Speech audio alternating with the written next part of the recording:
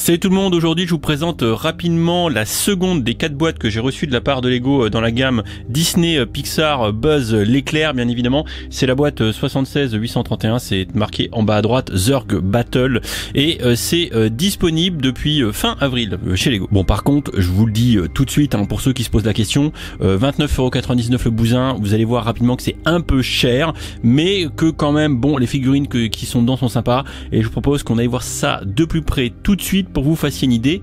C'est parti.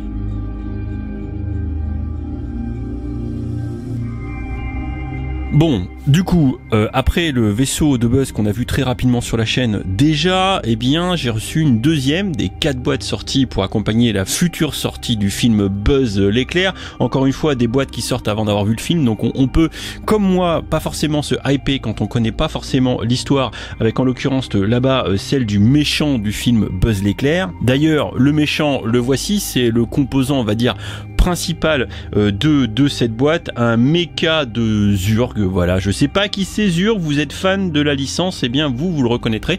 Un mecha, tout ce qu'il y a de plus mecha chez Lego, ils en font beaucoup en ce moment, donc pas vraiment de surprise de ce point de vue là, c'est un petit peu articulé comme on veut. Voilà, on peut lui faire la danse des canards à Zurg si on veut, on peut lui faire Michael Jackson, wouhou, aucun problème. Beaucoup de stickers, c'est carrément une Speed Champions à nouveau le bazar. On a visiblement par contre une pièce inédite, j'imagine, et une tempo spécifique pour sa tête, vous voyez, c'est la pièce du dessus, et également pour le machin qui porte à la ceinture, ici une tempographie.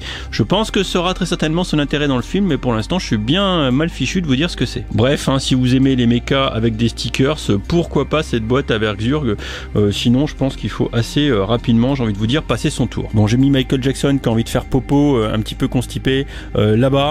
On va regarder ce qui est vraiment intéressant dans le set. Et sans grande surprise, ce qui est important dans cette boîte à 30€, eh bien, ce sont les figurines et les accessoires qui l'accompagnent. Je pense que vous étiez déjà assez convaincus. On a un rayon laser pour Buzz l'éclair, histoire de faire frire les méchants. On a encore du carburant pour faire fonctionner tout ce qui doit fonctionner au pétrole dans l'espace, c'est quand même important. On a le robot Eric, ERIC, qui est claffé de stickers, comme vous pouvez le constater. Je ne sais pas qui est Eric, j'espère qu'il sera utile dans le film en tout cas, puisqu'il est moche un peu Eric quand même. On a Sox, le petit chat robot tout mignon, voilà, j'ai hâte de le voir dans le film, j'ai l'impression que le chat il va être grave badass. Ensuite on a le personnage d'Izzy, et ce qui est vachement bien, c'est que c'est les tenues de ranger de l'espace et tout, qui sont super stylées, telles qu'on voit Buzz dans les films d'animation. Donc là, faut pas trop se prendre la tête, tout est à peu près inédit, voilà.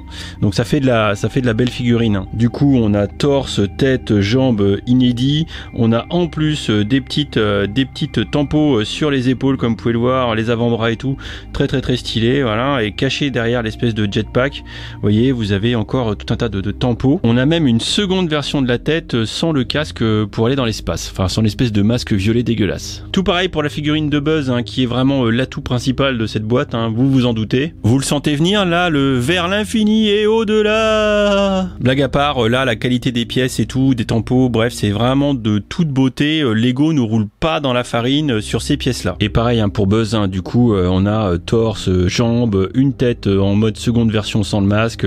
Ouais, c'est la totale pour ces deux figurines. Et ce qui est bien, tout le souci sur ce set, puisque visiblement les figurines, eh bien on les paye avec un prix au kilo de l'ordre de 107, on dépasse le seuil fatidique des 100, on peut considérer que le rapport qualité-prix de cette boîte n'est pas bon. Non Kevin, c'est pas bon, t'as dû te tromper dans tes calculs. Donc dans l'absolu, c'est une boîte qui est chère malgré ses 30€, on pourrait se dire que c'est une boîte accessible.